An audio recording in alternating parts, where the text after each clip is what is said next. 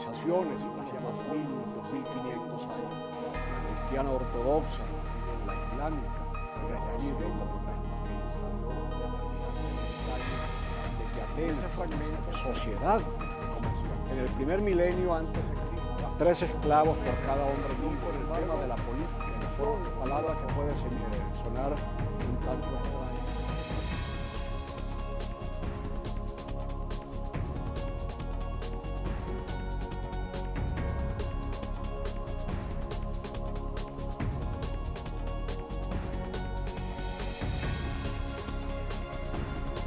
Pero podemos movernos rápidamente hacia quien con certeza es el primer gran pensador digno de referirlo como tal en las materias económicas. Me refiero a Aristóteles, preceptor de Alejandro el Grande. Él escribe una obra que por fortuna tenemos, se conserva, llamada La Ética Nicomaquea, y con Aristóteles no hay duda, el pensamiento económico tiene un punto franco de arranque. Ese segundo gran nombre en la historia del pensamiento vinculado al tema que nos atañe. Tomás de Aquino, su Suma Teológica, una catedral del pensamiento, suele llamársela. Tomás de Aquino retoma el tema de Aristóteles, se hace exactamente las mismas preguntas y arriba a una conclusión que, vista a los ojos de lo que ha dicho 100 años antes Graciano en el Canon 9 de su compilación, es un abismo. Smith era un profesor muy afamado, muy apreciado en sus círculos, que un buen día recibe del Duque Mayor de Escocia una invitación para que le sirva de tutor a su hijo, el Duque de Buccleuch. Y en tal condición, Smith viaja por el continente europeo algo menos de 3 años. Para ello tuvo que renunciar a su condición profesoral que ocupaba desde comienzos de los años 50. Vuelve a Escocia, se encierra, no se lo vuelve a ver y 10 años más tarde, ahí está La riqueza de las naciones. Se la publica en 3 tomos, una obra grande, extensa, llena de información histórica en detalles de tiempos pretéritos a los cuales era necesario mostrar. Los años siguientes, hasta avanzados los años 40 del siglo XIX, verán surgir en Inglaterra la corriente que terminará por hacer de la propiedad territorial una propiedad insustantiva desde el punto de vista económico. Frente a este planteamiento de hondas consecuencias políticas, mal podía no darse una respuesta en muchos círculos. Una de ellas, en el plano de las mejores ideas, provendrá de Thomas Malthus, compañero de aventuras intelectuales de David Ricardo. Permítanme leerlo para que ustedes vean qué propone Ricardo. Este es el tomo segundo de las obras de Ricardo.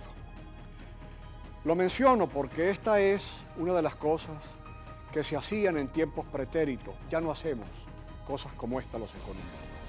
Unos años luego de la muerte de Ricardo, aparece en escena un joven a quien se debe un artículo breve, que no por breve va a marcar historia. Allí se bautiza con ese artículo, con ese ensayo, para llamarlo mejor así, una nueva visión de lo económico. Me refiero a John Stuart Mill. El nombre que sigue en relación con esta materia es el nombre de un francés que enseñó en Lausanne, en Suiza, llamado Léon Walras.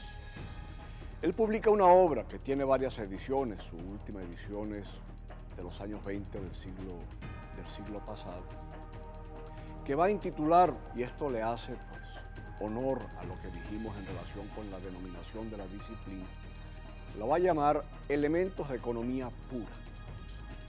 Francis Edgeworth, Vilfredo Pareto y John Bates Clark. Cada uno de ellos hará su tarea.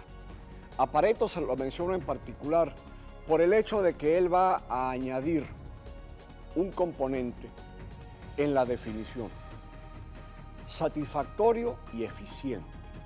La idea de la eficiencia del proceso y del resultado es la insistencia con la cual Pareto habrá de ver el logro de valor. Una segunda generación en la cual sobresale un profesor distinguido, investigador norteamericano, Paul Samuelson, un inglés, John Hicks, otro inglés, Arturo Pigou, y un matemático, John von Neumann, a quien lo acompañan Abraham Wald, un matemático apellido Kakutani que logra resolver un punto complejo de la matemática que emplea von Neumann, y John Nash, a quien ha de atribuírsele, desde comienzos de los años 50 del siglo pasado, el inicio de la así llamada teoría de los juegos, que no es otra cosa que las relaciones humanas vistas desde el individuo para producir en el concierto del colectivo un resultado satisfactorio o eficiente. La generación que inmediatamente sigue a Menger, casi sus contemporáneos, serán dos austríacos. Me refiero a Eugen von Bauer y a Friedrich Weiser. Weiser va a publicar en tiempos muy cercanos a la publicación de la obra de Menger una obrita intitulada El problema del valor. Se puede resumir para nuestros fines en una idea insistentemente llevada a sus últimas consecuencias. El problema del valor no está en las cosas, el problema del valor está en la subjetividad humana. Vuelvo a von Mises por un momento, porque en von Mises vamos a tener, llevando las cosas al extremo, esta visión de la acción humana. De hecho, esta obra que voy a citar es de sus obras finales. En los años 30 había publicado un largo, extenso volumen llamado simplemente un tratado de la acción humana. Y cuando él, con el rigor que sin duda posee, denomina lo que va a hacer, él no habla de economía. A diferencia de Strauss, von Hayek va a añadir este elemento que lo hace a él original en su propia manera de abordar lo económico. Su fuente de contraste es la historia de las ideas. Él lleva sus ideas al cincel o a la prueba o al crisol de la prueba que significa la historia del pensamiento. Y ahí entonces él contrasta su pensar con el pensar de otros en relación con el tema de la acción humana en un ambiente de libertad de cara a la providencia, que significa la búsqueda de objetivos económicos. Es la primera gran obra pública de John Maynard Keynes. Bellamente escrita, le dará inmediato gran lustre y hará de él un hombre de la escena universal más pronto que tarde. Los años siguientes los dedicará a escribir sobre temas muy diversos: biografías, ilustraciones históricas de gran calibre, pero se concentra más pronto que tarde, hacia el final de los años 20, en una obra que en su juicio temprano estaba llamada a ser una obra de magnitud teórica. Se publica en 1931 con el título The Treatise on Money, o el Tratado del Dinero. No creo exagerar una palabra si digo que la obra se publicó hoy y ya mañana Keynes la sentía como del remoto pasado. Milton Friedman, profesor de la Universidad de Chicago, hombre de gran talante, de una obra extraordinariamente importante, imposible de dejar de leer, publicista y capaz de escribir para el gran público continuo y con enorme certeza. Friedman retoma el camino que Keynes había abandonado en la lectura de la ecuación cuantitativa. Tengan presente que la lectura clásica venía de la izquierda hacia la derecha. El dinero como variable exógena y los precios como variable endógena o resultante. Friedman, luego de Keynes, que ha invertido los términos, regresa a la lectura que siempre se hizo de ella. El dinero es la variable, la cantidad de dinero y no la tasa de interés. Se resumiría así en una sola frase lo que puede ser un mensaje cargado de complejidad. Pero por supuesto, a la tasa de interés Keynes la había hecho ver en función de un proceso que concluía en la movilización de las fuerzas económicas. La movilización a partir de la cantidad de dinero era un tema que no había sido estrictamente tomado por los economistas.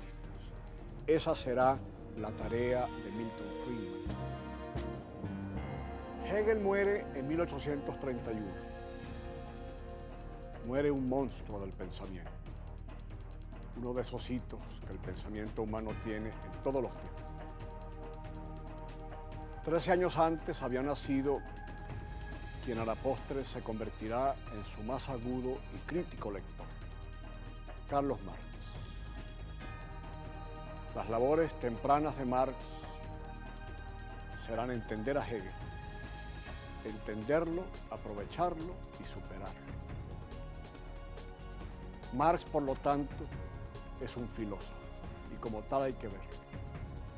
Pero su labor filosófica, arrancada de la práctica de la vida, tenía que pasar, y ahí hay una orientación suya, por lo económico. De manera que aquí estamos con Carlos Marx. Más aún, hablamos de economía política, hablamos de economía, y a partir de Marx tenemos que hablar de una tercera manera de ver lo económico. El gran reto de la humanidad presente es producir, váyase a saber en qué tiempo histórico, un equilibrio como fue capaz de producirlo el tiempo que va entre el siglo XVI y mediados del siglo XIX, entre el orden político y el orden económico. A la economía mundial le hace falta un Estado mundial. Queda un temario vasto por cubrir. Problemas que se han planteado y se resuelven. Temas que se abordaron con inmenso rigor y quedaron para la posteridad como problemas resueltos. Y desde luego, temas que se abandonaron en el camino por alguna razón u otra que eran importantes. La economía del futuro, la que viene, que nos sobrepasará en nuestra cortedad y finitud natural, pero que se transmitirá a las generaciones por venir. Tiene frente a sí tareas inmensas. Son tareas, desde luego, complejas. Cada una de ellas va mucho más allá quizás que la vida corta de un ser humano cualquiera. Es materia de la humanidad. Queda, sin embargo, la promesa que la historia misma muestra sin necesidad de que sea oferta. La humanidad no se ha trazado nunca una tarea que no haya sido, al final de las cuentas, capaz de cumplirla.